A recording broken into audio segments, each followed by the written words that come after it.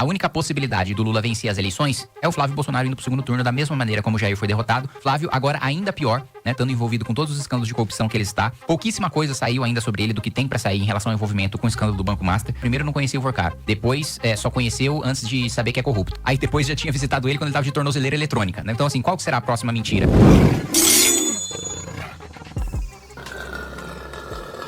Terminando meu segundo mandato, né, já tenho 7 anos de atuação parlamentar.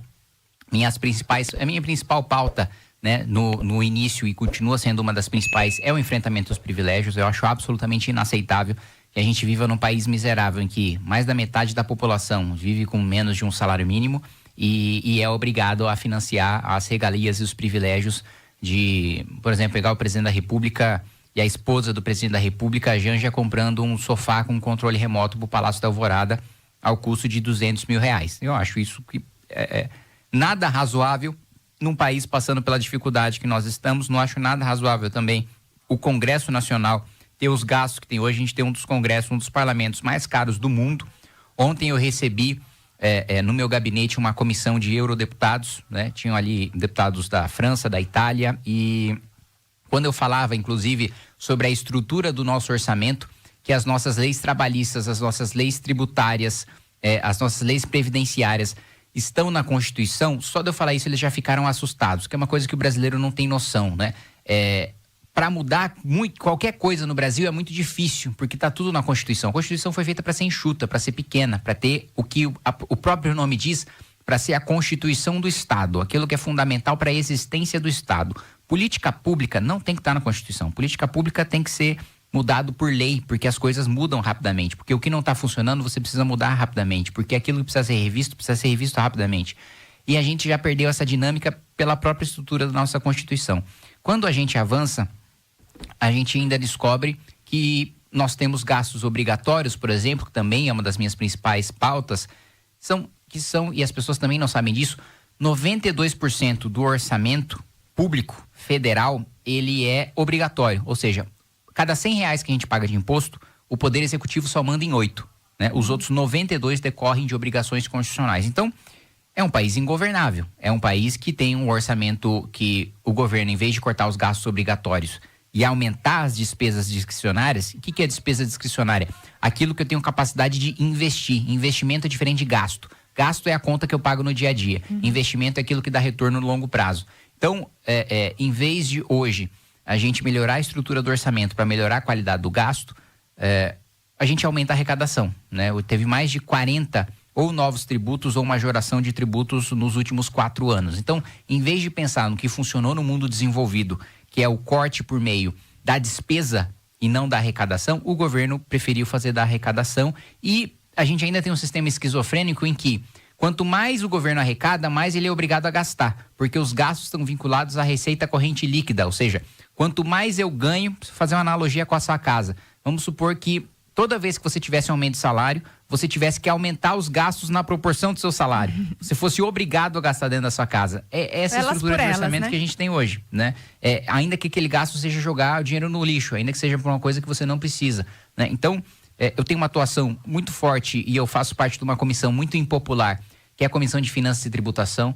A maior parte das coisas que eu faço lá não é aprovar projetos, é rejeitar, ser relator de projetos de outros colegas para rejeitar, porque é tudo aumento de gasto, é privilégio tributário. Outro dia tinha um projeto de um deputado que queria conceder isenção de ICMS para quando um oficial de justiça fosse comprar um carro. Eu falei, mas gente, isso não existe em país sério, você ficar criando privilégios setoriais para atender a classe que você representa. Por que pro oficial de justiça e não para manicure, pro cabeleireiro e não pro pedreiro? Assim, se todo mundo for querer, basicamente acaba, né? Acaba, né? É mais fácil você diminuir a carga tributária para todo mundo do que ficar criando privilégio aqui, privilégio ali, e ganha quem tem mais poder de lobby. Da mesma maneira na reforma tributária, por exemplo. Eu sou formado em direito, mas eu sou contra que os advogados paguem menos impostos, como ficou estabelecido na reforma tributária, só porque eles têm mais poder de lobby dentro do Congresso Nacional do que uma classe trabalhadora comum. Então, o enfrentamento a privilégios, o gasto eficiente, né, dos impostos, a segurança pública. Recentemente foi sancionado um projeto meu de aumento de pena de furto, roubo e receptação, que o governo Lula agora está fazendo propaganda, colocou R$1 milhão para divulgar que é iniciativa do governo federal, mas é um projeto meu. Em 2020 eu apresentei o projeto da CNH sem autoescola, que também mais uma vez foi apropriado pelo governo Lula. Em 2020 o PT votou contra, se posicionou contra, aí o governo, nesse desespero de retomar popularidade, decidiu reviver o meu projeto. Da mesma maneira, o PT votou contra o meu projeto de aumento de pena de furto, roubo e receptação, e agora o Lula comemorou a sanção como se fosse uma iniciativa do governo. E várias outras pautas, como por exemplo, eu fui o deputado que mais combateu a taxa das luzinhas, né? Porque eu não considero que a falta de competitividade da indústria brasileira na cadeia global seja por falta de imposto de importação. Não, a maior parte dos países do mundo, eles possuem isenção, o chamado de minimis, né? Que o de minimis vem de uma expressão em latim que significa que o Estado não se preocupa com mixaria, ou seja, o Estado não vai ficar tributando compras de baixo valor, né? E o Brasil, a indústria brasileira, em vez de se mobilizar para a gente ter reforma administrativa, para a gente ter qualificação de mão de obra, para a gente ter aumentar a eficiência de programas sociais. Então, o Bolsa Família tinha que ter mutirões de emprego, né? Tinha que ter o Brasil tinha que ter, o governo brasileiro tinha que ter um grande programa de infraestrutura, chegar em todas as pessoas saudáveis que recebem o Bolsa Família e falar: olha, nós temos emprego para você. Você não quer trabalhar? Você não vai mais receber, né? Porque nós devemos pagar só para quem não tem condição de fato de trabalhar, só para quem está em locais que não tem emprego, não tem oferta de trabalho. Agora, se nós estamos te oferecendo trabalho, se você está saudável para trabalhar, ou você trabalha, ou você não recebe e dá o seu jeito aí de sobreviver. Então, a defesa de eficiência de programas sociais, a defesa de investimento, a defesa de uma reforma do orçamento público, pautas focadas aí, principalmente na segurança pública, no enfrentamento à corrupção, no combate a privilégios e no âmbito econômico, baixar juro, baixar inflação, baixar imposto, cortar gasto. Essas têm sido as minhas principais atuações aí enquanto parlamentar. Mais recentemente, fui membro da CPMI e do INSS. Felizmente, consegui prender uns 4 ou 5, menos do que eu gostaria, mas a gente conseguiu avançar bem nas investigações e agora, inclusive ontem, teve uma nova operação aí envolvendo o INSS, utilizando elementos que a CPMI coletou. Então, sempre tive atuação também nas comissões parlamentares de inquérito que eu tive a oportunidade de participar. Deputado, você falou que tem 2 mandados como deputado e este ano vem como pré-candidato ao governo de São Paulo.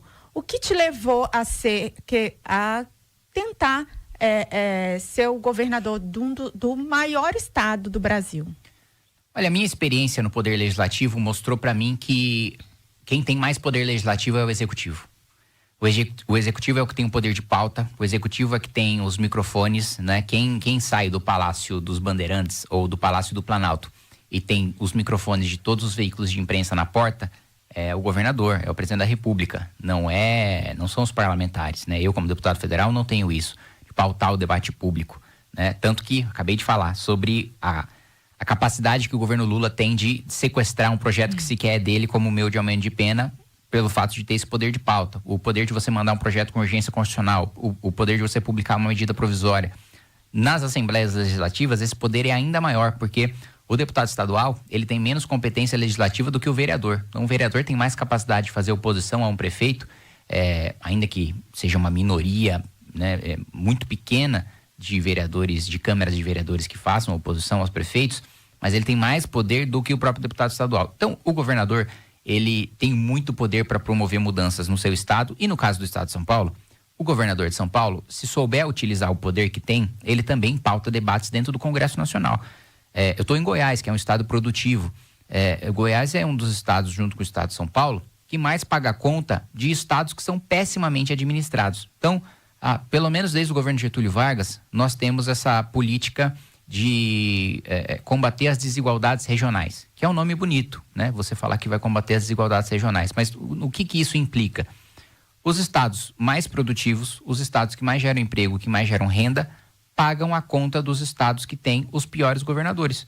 Porque os governadores, qual que é o incentivo da distribuição do orçamento público hoje?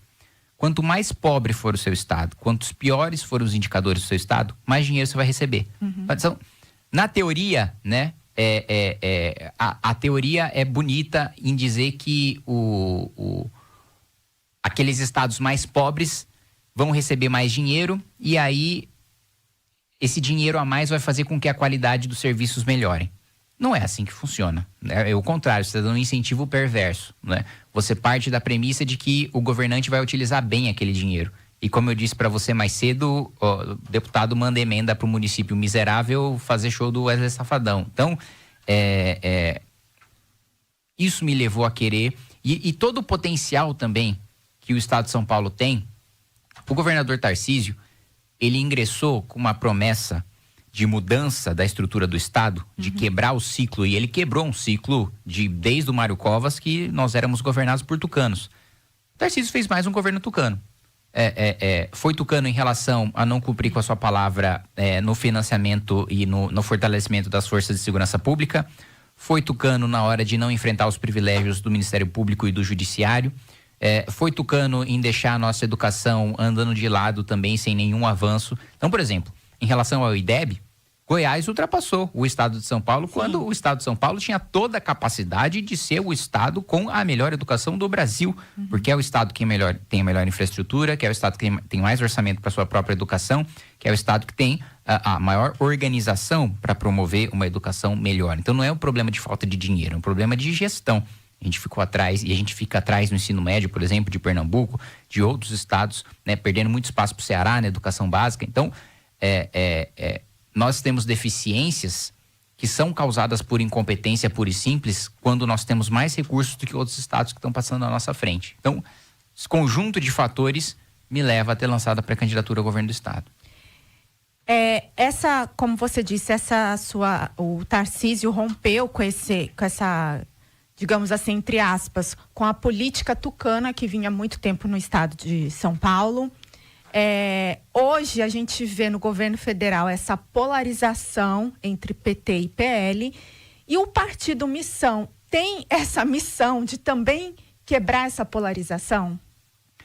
O partido Missão, na realidade, ele vai ocupar o polo da direita, né?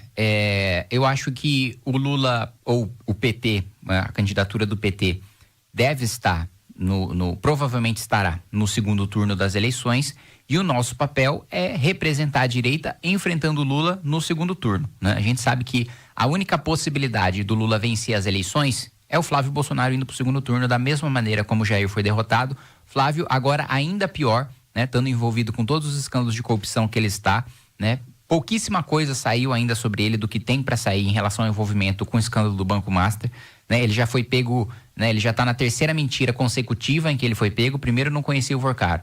Depois, só conheceu antes de saber que é corrupto. Aí depois já tinha visitado ele quando ele estava de tornozeleira eletrônica, né? Então, assim, qual que será a próxima mentira que vai ter que ser contada? E eu acho que a próxima mentira a ser desmascarada é a de que todo o dinheiro foi pro filme. Gente, o Jim Caviezel, ele não custa 120 milhões de reais. Parasita, que ganhou Oscar, produção sul-coreana, que hoje é um polo produtor de cultura, exportador de cultura. Quanta gente, com certeza você deve conhecer muitas pessoas que assistem dorama, né? Olha a potência cultural dorama, que é hoje a Coreia do Sul. A produção sul-coreana de maior sucesso, que ganhou Oscar, custou 1/3 do que o filme do Bolsonaro, que o trailer tem erros básicos de gramática em inglês. Então, assim, tem que ser realmente muito ingênuo para acreditar que aquilo custou 120 milhões de reais. O próprio Jim Caviezel, que é a grande, né? O Flávio Bolsonaro fala tanto que é porque é um ator, né, prestigiado, famoso e tal. Ele já não era grandes coisas na Paixão de Cristo, que foi o auge dele. Ele já não era tão caro assim, né?